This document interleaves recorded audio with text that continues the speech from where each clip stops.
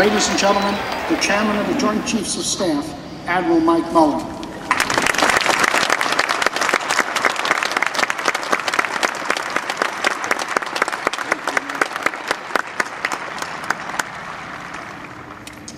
Well, good morning, everyone. Thank you, Secretary Winter, for that very kind introduction. And may I say as well, sir, that I still benefit from the lessons you taught me and from the leadership you still exemplify for the entire Navy Department, and I'm grateful. I'm honored to be up here today with you and absolutely delighted for the opportunity to speak today. Let me be the first to congratulate you, the class of 2008, on your achievement. Welcome to the fleet, and welcome to the Fleet Marine Force.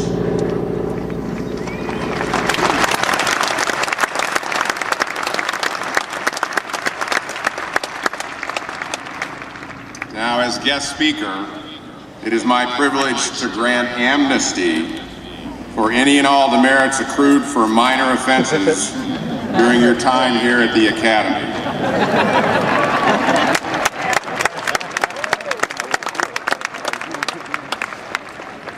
I'm certain this applies to only the tiniest of fractions for you, but goodness knows, at the rate I accumulated demerits, 115 of them in a single day at the beginning of my first class year,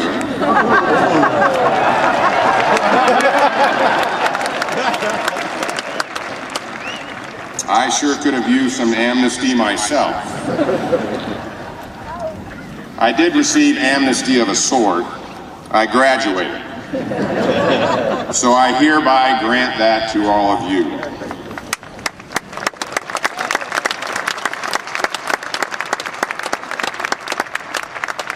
As has been said, I graduated in the class of 1968. Something to do with classes that end in the number 8. Isn't that nice? Yeah. That makes me not just an alumnus, and therefore technically your upperclassman, but also somewhat older. The equivalent to you, I suppose, of a graduate from the class of 1928 when I sat where you were. I would have been surprised at that time that anyone graduating in the class of 28, 40 years before me, was still around. There are two really good reasons for you to listen to me or not. I can tell you I never dreamed I would be here today, still in uniform after 40 years, speaking to a graduating class. Actually, no one who knew me back then would have dreamt it.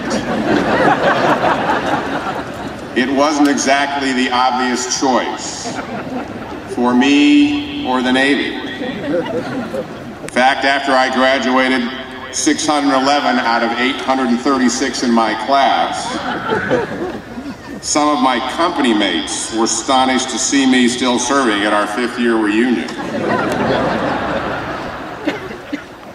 If my record as a midshipman said anything, it said, man, you're really going to have to work hard out in the fleet. And I did, and I want to share with you a little of what I've learned. But first, I want to thank all the families here today. The moms, the dads, the brothers, sisters, friends, and other loved ones.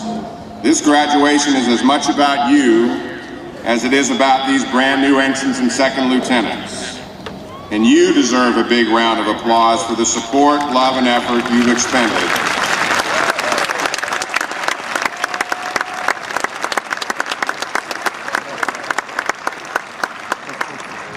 To get your young one to this stage in his or her life. The education these new officers received here didn't cost you much in terms of tuition, but it sure didn't come free either. Yes, you helped fund it with your tax dollars, or at least I hope you did. But it also demanded something more.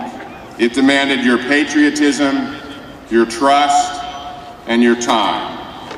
You raised fine young men and women in small towns and large cities all over this country, indeed, all over the world. I note with great delight the 16 graduates we have here today from 11 other nations.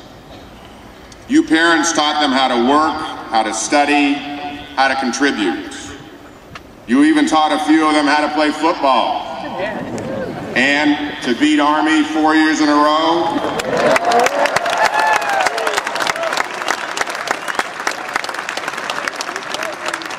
And to win the Commander-in-Chief's trophy 5 years in a row.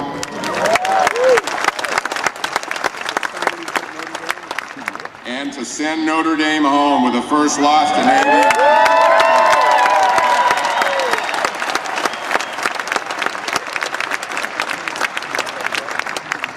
But I digress. You taught them how to be good citizens, and you instilled in them, whether you knew it or not, a desire to serve. And then you handed them over to us and said, "Here, take my child in a time of war. Teach them how to lead and how to fight. Teach them how to be good servants of the public, good defenders of our freedom, good leaders to good sailors, and good Marines." And so thank you for that. We know what you expect of us. We appreciate your trust. We will labor always to deserve it. And to you, the graduates, you must likewise strive to deserve the trust and confidence being placed in you by the United States and by her people. In a moment, you're going to take an oath. It comprises only 86 words, but they are without question the most important 86 words you will utter in your entire life, with the exception, of course, of your wedding vows. Let me get that on the record right now. Nothing else comes close when it comes to that level of commitment, particularly in the dangerous world in which we live. But that's what we expect of you. That's what it means to put on that uniform. It reminds me of Hospital Corpsman Second Class Juan Rubio, who was awarded the Silver Star in Iraq. After Rubio's platoon was ambushed by insurgents on the banks of the Euphrates River on New Year's Day 2005, he and his Marines fell victim to an IED planted along their route. In an instant, rocket-propelled grenades whisked in at them, while machine gun and small arms fire sliced the air.